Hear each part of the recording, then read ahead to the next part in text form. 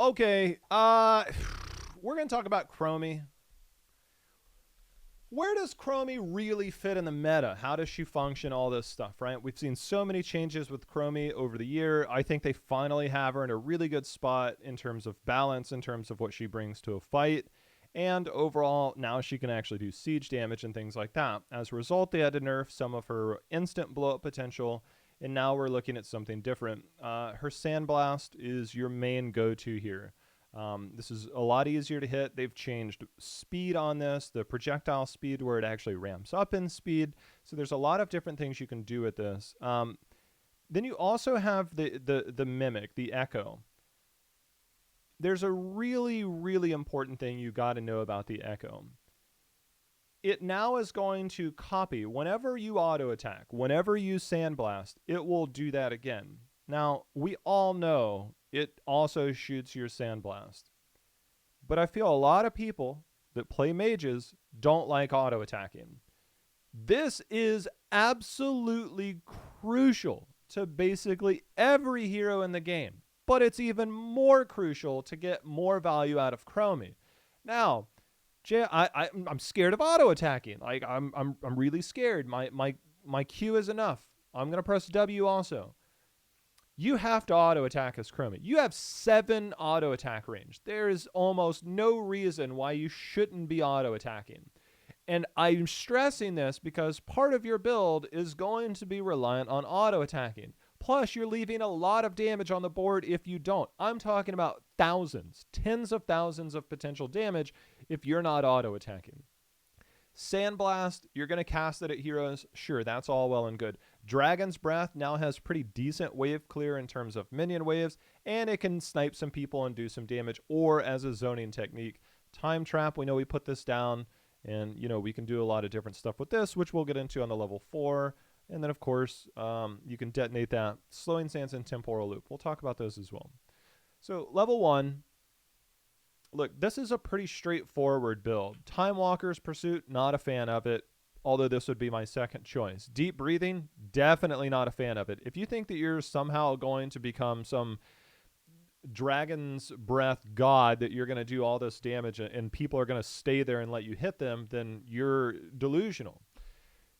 Your Q quest gives you an extra echo. Why is this important? 1, because it means more damage. Post level 18, you're insanely strong. Not only that, but go back to the previous thought. If now I have 3 things shooting and they also auto attack if they're in range, then this looks pretty good. Q build is the way to go. Q build works out very well for Chromie in all facets. That's on a short cooldown. It's very forgiving. It plays into basically any build you can come up with, and it's very, very strong as a result. So getting this just means more overall damage, more poke damage, more auto attack damage, literally everything you could possibly ask for once again the first time. Q build is the way to go. I think Deep Breathing means that you're memeing. I think Time Walker's Pursuit is kind of okay, but you're getting 15% spell power on 2 abilities when only one of them is really going to matter. Of course, this does help with the reveal and all that stuff, and getting the spell power, I think that's fine. But Q build is the way to go. Until they make changes going forward, Q build is the way to go. This does a lot of damage. A lot of damage. And so if I can do more, and that's doing 40% of that on my echoes, then that's pretty good. Level 2, aka level 4. All of these, I think, have a place. Although I'm not sure. I think there's like some Chromie gods out there. They're able to set up. They're able to do a lot of things. I really like the armor, and this is for multiple reasons. 1, because you can help set up kills. 2, you can also save your teammates. That's not to say that the slow and the movement speed is also not good. I think these are also really good. Chronic Conditions can play into your level 5 talents that affect on slow targets if you want to, or on the Q targets. Also, getting additional charges and cooldown means you have more setup defensive potential. It's kind of difficult to go into all the different reasons why you want to do this. Most of the time, you'd like to set up at least a few seconds beforehand. My experience is a lot of these tend to die from splash damage anyways, and so it's normally best to always have one behind you or basically on your feet. Kind of the Junkrat style where you're going to put You're going against any type of hero that can dive, you're just going to put a steel trap on your feet, or you're going to put a concussion mine on your feet, so that if they dive you, you now have a defense mechanism. And that's where at least one time trap, I feel, should always be used defensively to protect yourself. You can get all kinds of different utilization for your teammates, even if it's in the middle of the back line. But always having one to protect yourself is generally better than having two up front. So that's something to consider, that you always want to have one defensively. I think all of these are good. I don't even really want to go into these talents, because if you can get the armor reduction, cool. If you can get the slow, that's also really good. Getting these set up so that preemptively somebody walks into a bush coming to a fight, like on Infernal Shrines, or they're moving into a spot, now your tank has an opportunity to get on top of them. Depending on what tank you have can mean the difference between a kill or not a kill. So I think a lot of this does work well. You just kind of have to think, does my team have the blow-up potential? Do we need this slow? Do we need extra charges, which is not normally the case. The cooldown reduction is nice. But I think the movement speed and the armor ones are generally better. I think armor reduction is always better. Giving armor is always better. But movement speed can also help in certain situations. I'm not going to go too far into this. Time trap, I'm just not a big fan of. I want to get to the real meat and potatoes of this. So at this level, there are two very good talents. Very, very, very good talents. Bronze Talons and a proper greeting. Damaging a stunned, rooted, or slowed enemy hero gives you 25% additional damage, which again can play into this, but this isn't what we're looking at. A proper greeting, I like this if I know that I'm going slowing sands, which is most of the time. However, Bronze Talons is very consistent. This is a 3-second cooldown on my Sandblast, where I should, especially if I'm going the level 1 talent, find some way to hit people with a Sandblast. This gives me increased basic attack damage. This goes back to my very first point with basic attack damage, is that your clones, your echoes, also get the bonus. Because they're doing 40% of what you do. So if I hit somebody with Sandblast and I do 40% additional basic attack damage, and they do 40% of basic attack damage, and I have 7 auto attack range, you best believe I should be auto attacking. I'm auto attacking at least twice, maybe 3 times between my Qs. Definitely after your first Q.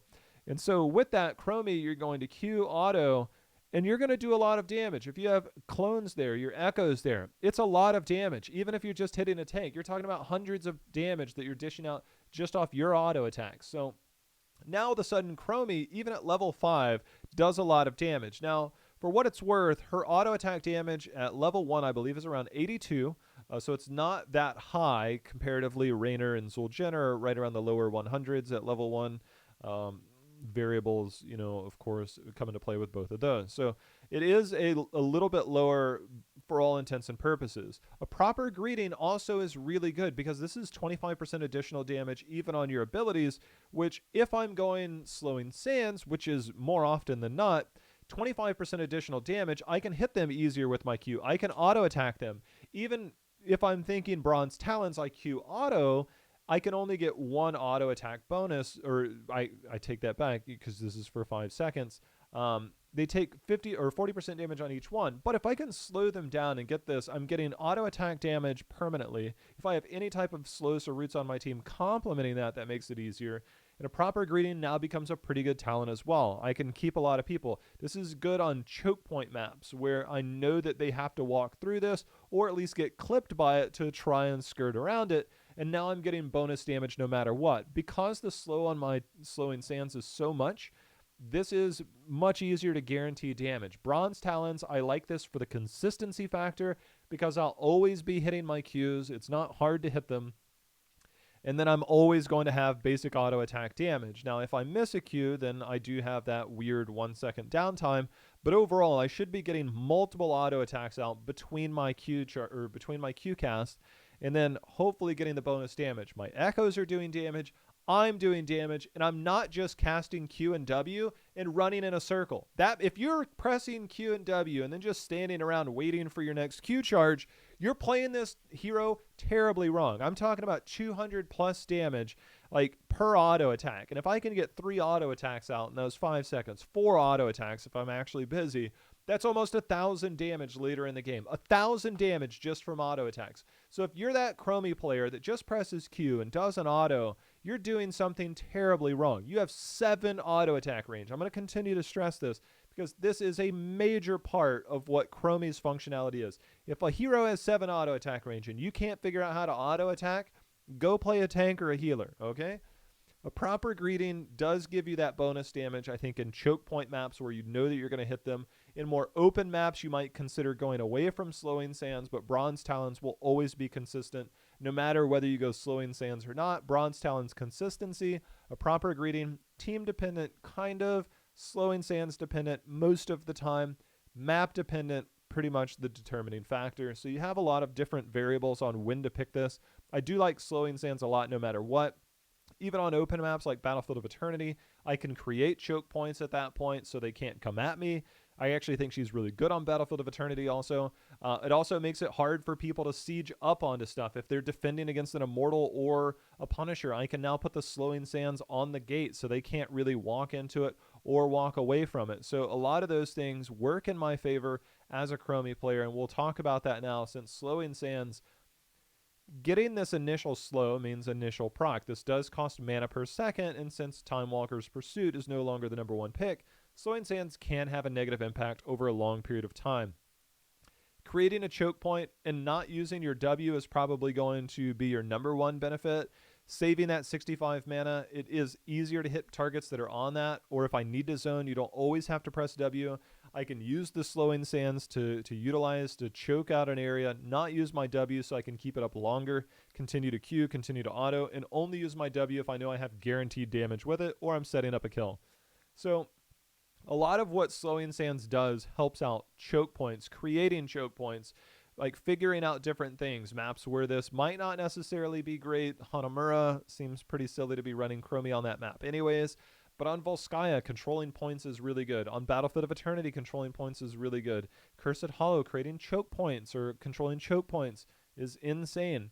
I think there's a lot of things that you can do. That's not to say Temporal Loop is bad, because basically with Temporal Loop, you can cast your abilities, Temporal Loop them, and then cast them again. You have 500% cooldown reduction, so you can cast your abilities multiple times. Most people walk away and then whatever. If there's a cleanse available, if there's any type of unstoppable available to that hero, Temporal Loop looks pretty bad.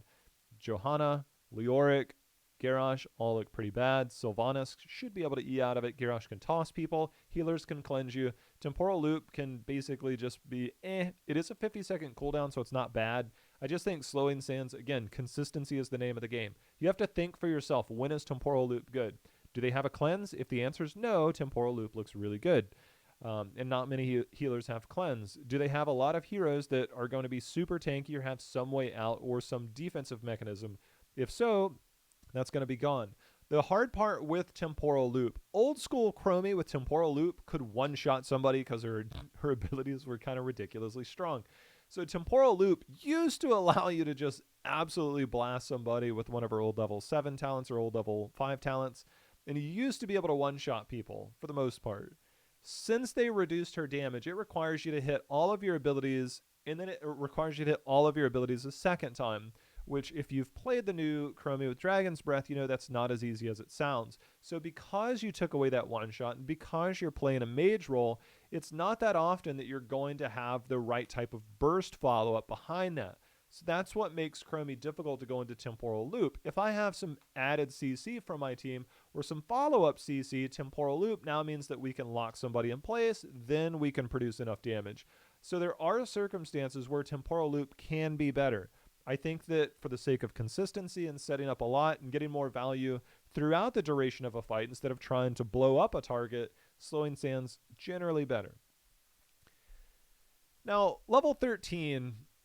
I'm really glad they got rid of Bye Bye. That was a talent where any talent that you take yourself out of a fight is bad. Bubble Hearth, not good on Urel. Junkrat Rocket Ride, if you don't hit anybody, which, good luck, you're out of the fight. I actually, and those are things, but Timeout. Against a lot of compositions, getting the invulnerability to go into stasis for 5 seconds. This used to be longer, which was insane. You can cancel this earlier. This is like Ice Block. this works really well. If I'm going against a lot of sustain and there's no dive hero and there's no burst damage, timeout's not as appealing. At that point, gnome speed ahead is okay. There is something to be said about here and there. I think this is, if you've played Chromie a lot, then you know where you can mess around with this. Swapping to your previous location, this means you need to move north and south a lot, depending on the fight area, so that you can create these things. I'm not real sure that this is more valuable than timeout.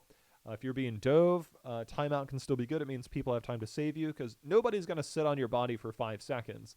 Here and there gives you mobility. I leave this to you to start to play Chromie. And if you want to really master Chromie, start off with timeout. If you don't need it, which is not that often, gnome speed ahead is okay. And I actually think this is pretty decent because the movement speed. So you get movement speed and health regen. Here and there is, if you've played Chromie a lot, you can start to get used to Chromie and then try and figure out some plays you can make. But timeout and gnome speed ahead are both really good talents to just get into Chromie. I feel like this talent tier is pretty bad overall, but one of them can save you. One of them can keep you in the fight a little bit longer, make you harder to get onto from a tank perspective, and also give you some health regen. So it does make it pretty easy to play gnome speed ahead, but also timeout can work really well. Gnome speed ahead also means that with the 20% movement speed from casting Sandblast, is that you can now cast Sandblast. You're afraid of auto attacking. Well, it's a lot easier to auto attack if you can walk at somebody at 20% movement speed and then walk away. So this kind of enables you to do more. I still like timeout for those moments. 16 or 14 is where things really start to come online. A long time ago, Quantum Overdrive was exactly how you would one-shot people. You would use this, you had the Dragon's Eye talent that did damage in the bonus, and you would cast Quantum Overdrive, you would temporal loop, and then you would Quantum Overdrive, and then full combo somebody, and they would die. This has fallen off tremendously since then. Shifting Sands now becomes the go-to. Why? Because you get spell power off this for up to 8 seconds, which is about 2 casts if you get this, and it can refresh itself. Because this refreshes, and because you went through your level 1 talent to cast more and have more echoes, it's a lot easier to get Shifting Sands and start hitting people. This makes it really, really easy to get the bonus spell power to continue to do your Q damage, and you can hit a lot of people. And now this bonus spell power is going to apply to your Q damage, which with that means that your echoes are going to do more damage as well. So because they're doing 40% of the damage and you're getting bonus damage, all of a sudden, like, Chromie Q build starts to hurt a lot at level 14. And the reason level 14 is so important is because you're looking to get to level 18. So getting Q build, getting this, it's pretty straightforward. I told you guys, I'm not a big fan of fast forward. I get this, the cooldown reduction and the mana return, but you're looking to kill people at this stage of the game. And how you kill people is level 20 or level 18. Getting to level 18 as a Chromie is like the holy grail right now. After they nerfed some of the crazy talents that were out there with Blessing of the Bronze, the initial release of this was actually insane. Piercing Sands. There's almost no real reason why you wouldn't go this. Unraveling is not terrible. Ever since they added spell armor reduction on this, this is not bad. Piercing Sands, though, is so good. So good. I can now hit all enemies hit. All enemies hit in a line. And I'm casting multiple. And I'm auto-attacking. So now my Piercing Sands becomes one of the most oppressive talents in the game. There's no hero at this level, even at 20, that creates such a problem like Chromie. She's hitting me from crazy ranges. She can now step up and hit multiple people on my team, but still has 7 auto attack range. So Chromie going into Q build has been good throughout the game because you have the echoes that are pretty easy to get to. She's been good throughout the game. You've stacked her up. You're playing, you're moving around, you're setting up kills, you're helping your team enable in fights. And now at 16, at 14 and 18, I'm doing insane amounts of damage that the enemy team just can't quite heal up. There are very few healers that I would say can actually deal with Chromie's damage. And if you're a Chromie, it's likely you have some other damage on your team. And now Chromie becomes incredibly oppressive. Because of that, Piercing Sands, I think, is a clear number one choice. I think Unraveling does have a place. Stuck in a Loop, I'm not as big a fan of because you do get the second loop, you do get the cooldown reduction, but I'm not a fan of that, considering Piercing Sands is a 3-second cooldown on your Sandblast, and you get Pierce, which means that you can do all of that damage. Stuck in a Loop is, if you can rely on that. Look, if you're not killing somebody off the first temporal loop, and you got to use the second one, and the enemy team hasn't saved that person, or they're not counter diving you, good luck. But Piercing Sands the number one. Now, here's the problem with Chromie. Now that we've talked about her build, the problem with Chromie is that her damage is not always fast. If you miss your Q, who cares? It's on a 3-second cooldown. You can continue to do that. But it's pretty easy to start hitting that. You can create multiple angles, right? I don't want to just cast from the same spot over and over if I'm a Chromie. I want to make sure that my sands are coming from multiple directions, multiple angles to go onto something, because I don't want to just double shoot in one line. If I double shoot in one line over and over, the odds of me hitting go down. I want to be able to hit multiple times. There are times where I know I'm going to have a clear angle. They're standing in the sand. It's like using magic missiles, right? Like, I can hit the same target from different angles with those missiles, but now I can create wider angles. I can hit multiple people. I can do different things. And that's what you need to make sure of. And you also want to make sure that you keep your echoes within auto attack range. That's another thing, is you want to keep them within auto attack range so that you can hit stuff like tanks, so that you can get value out of your level 7 talents, because that is a big part of your damage. With your level 7, it gives you more burst damage in a kit that doesn't necessarily have it. If you can hit your W, yeah, things are going to look a lot better. But if somebody's going full Prometheus and they take all 3 damage, like, I don't know what to tell you. Like, we've all accidentally done it, but there are some people that just never learn. So don't rely on that, because eventually people are like, oh, wait, maybe if I just stop moving, or if I move up or down, I won't walk into this. So because that, Piercing Sands gives you that value. But Chromie's damage is not fast. It's a lot of damage. Her Q hits really hard. I mean, this is slightly less than a Flame Strike, albeit it does do less damage to structures, but at least it does damage to structures and minions now. So getting this damage on a short cooldown and firing this repeatedly and getting 40% damage off 2 echoes that are there now looks really good. So that's more burst damage. More auto attack equals more burst damage. So you're constantly hitting people with almost flame strikes over and over and over again. It is a skill shot, so if you miss, it does feel bad, but for what it's worth, Chromie, I feel, is not that bad to hit these skill shots with. Because the cooldown reductions on it, you don't have to wait a long time. 3 seconds is very, very active. So Chromie does have just, she peppers you with burst damage over and over and over again. And if you're creating different angles with the echoes, it's really hard to continue to dodge all of these skill shots. Even if you dodge the main damage from a Chromie, you might get clipped by one of the echoes casting, because you've created different angles. You can't dodge everything all the time. And so because of that, it does make it more difficult for the enemy team to dodge skill shots, to dodge multiple ones at a time. Even if they do less damage, they're doing damage, which means that you can also auto attack and get bonus damage. And that's the main thing about Chromie. She's constantly peppering you from a crazy range. Plus she has 7 auto attack. 7 auto attack range. 7 auto attack range. Guess what? 7 auto attack range. You have to auto attack. You have to auto attack. If you're not auto attacking, go play a different hero. Go play a different hero, because you are leaving so much damage. I'm going to stress that till I can't stress it anymore. You have to auto attack. So with that, from Chromie, there's so many different things you can do from your team. You can set up with the slowing sands. You can set up stuff with your time traps so that your tanks can get on top of targets. You can save your allies. You can defend your allies. You can freeze a lot of stuff. You can defend yourself if somebody's diving you. There's a lot of different small things to do with time trap. I personally don't play Chromie a lot, so I don't know if I figured out all of the mastery of that, but I sure can hit a skill shot, and that's what really matters. So for Chromie, things do look a lot better to continue to play this way, to continue to poke. The scary part is if your team drafts something like an Anubarak and a Greymane, now you have some burst damage to follow up on CC and hope that your team kills them. If your team wants to fight fast, it's going to be tough. If you're going against a team that fights slow against you, you can fight fire with fire. If you're going against the team that fights fast, you don't necessarily put in enough damage, so then your slowing sands comes out. If you're going against a very aggressive team that's coming at you, slowing sands now looks amazing. Good luck running at me as you walk through this sand that's going to continually slow you. Creating chokes, keeping your team safe with slowing sands, next level plays. Using that to zone out areas like gates so they can't come out and defend versus an immortal. Next level plays. These are all things you can do to help benefit your team.